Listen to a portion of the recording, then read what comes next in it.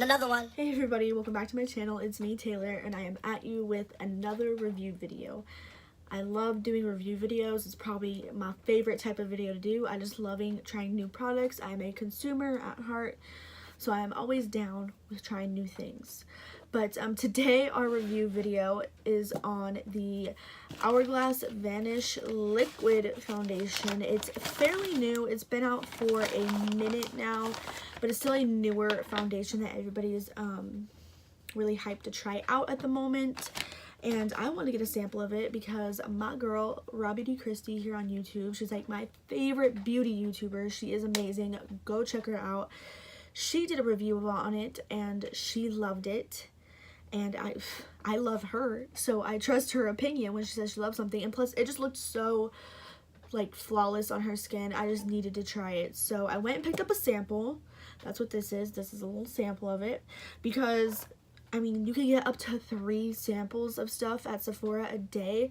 You should honestly take advantage of that, because what is the point of buying a whole-ass, full-size product when you don't even know how it's going to work for you? That's ridiculous. So I always try to get samples. You feel better about how you're spending your money that way. You know what I mean? But yeah, so I got the sample. She shade matched me in Sephora. She shade matched me to the shade Porcelain, which I feel like is a pretty decent match. If anything, it might be like a slight bit too warm, but I still don't even really feel that way. Like, I do feel like it matches pretty well. So that already is amazing. I'm going to tell you guys all of the claims and everything about this foundation. I got all this information from the Sephora website. So if you're wondering where all my info is coming from, it's coming from there. And I wrote it all down so I could be hopefully nice and efficient for you. Oh, check how many shades there were, but I'll figure that out and I'll insert a little snippet right here of how many shades there should be.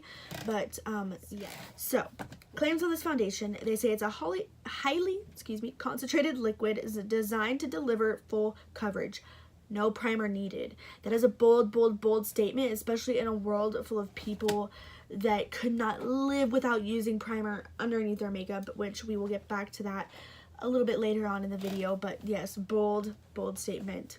It says it has a natural finish. It says it's suitable for all skin types. It's a normal combination. Oh, oily. I guess it didn't say dry. So not all skin types. My bad. I'm a little stoned, so I kind of fucked that up. But no, not all skin types. It said normal combination oily. So, but I don't feel like it's so matte to the point where dry skin couldn't enjoy it. Like Raw Beauty Christie, she has more dry skin. She loves it. I feel like all skin types could wear this. But yes, anyways. It's free of parabens and it's vegan and cruelty free. It says it needs minimal product needed. Highly agree. It says it blurs. It's waterproof, transfer proof, and sweat proof. Those are bold statements too, because a lot of the times you'll notice brands will say that about their products, and really it just is no different than a regular product. So bold statement. And then they had some like statistics here, or whatever the word is. It said 97% of women, felt the foundation had the coverage of a concealer, which in my opinion most do nowadays, so whatever. 97% of women saw smoother skin, like their skin appeared smoother, and 94% of women felt like they effectively covered their problems, which I think just kind of ties into the first one anyways, just having really nice coverage. So yes, basically I'll kind of touch on all those claims. I do feel like it is a highly concentrated liquid and very full coverage. Definitely minimal product needed. You do not need a lot with this foundation. It is really nice and full coverage, kind of just off the bat. I do, in my opinion, have fuller coverage, or more full coverage foundations. I feel like the Marc Jacobs Remarkable is more coverage than this, and I definitely feel like the Huda Beauty Faux Filter is more coverage than this, but this is still up there in high coverage. You don't need to apply a lot to get everything covered. So yes, that I agree. I've never dunked it in water or anything like that, so I wouldn't know. I don't really have much transfer on my hands when I touch my face. It doesn't feel too sticky, tacky, anything like that. So I could believe the transfer proof thing. So yes, and sweat proof. I don't really sweat that much either. I'm a lazy ass bitch, so ain't no sweating happening over here. But yeah, I feel like my skin does look a little more blurred and smooth. It definitely gives you a very flawless finish. It is not super cakey on the skin. I would say it is a more natural finish as well. It's not super dewy, but it's not super matte in my opinion either. I feel like all skin types definitely could get some nice use out of this foundation. But yes, I have tried out this foundation several times now. I want to say this is like my 4th or so time wearing it. I'm wearing it right now. And I love it. I've loved it every time. There was only one time because you'll see I'll insert clips here in a few. There was only one time where I was a little bit iffy about how it wore throughout the day, but I'll get into that in a second.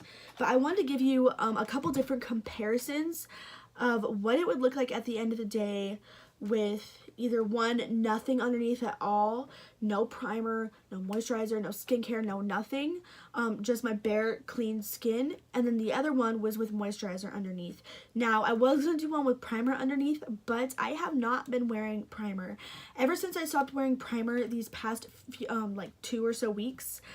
I have noticed that my makeup looks a lot better. It may not wear as long as it used to, but it looks a lot better. I just have very textured, porous skin, and I feel like a lot of the times the primer was just adding this unnecessary layer of shit on my face. It was making my makeup look a lot cakier because I had another layer piled underneath.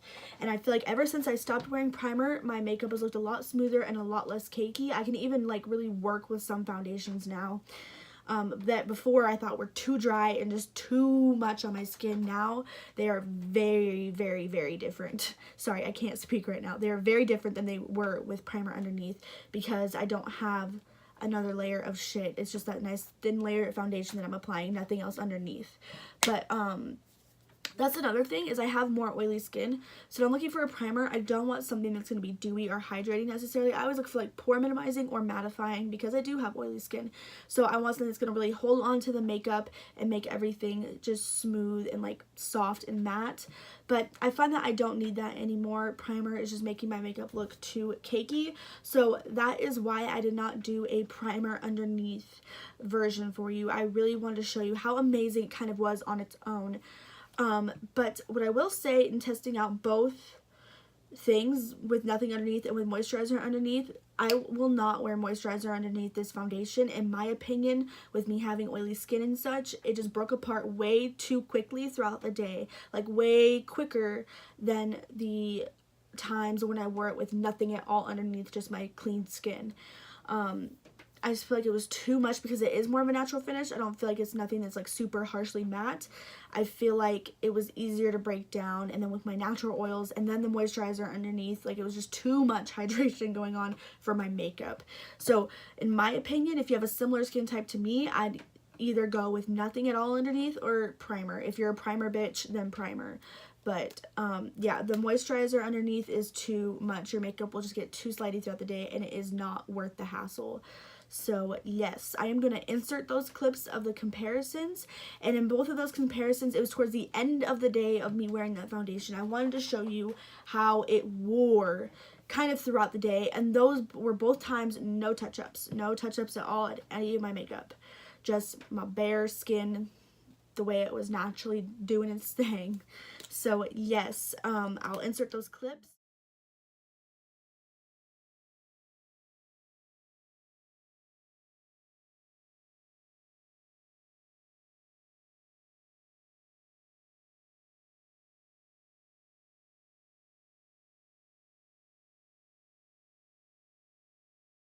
But for my final little check-in, I love the foundation.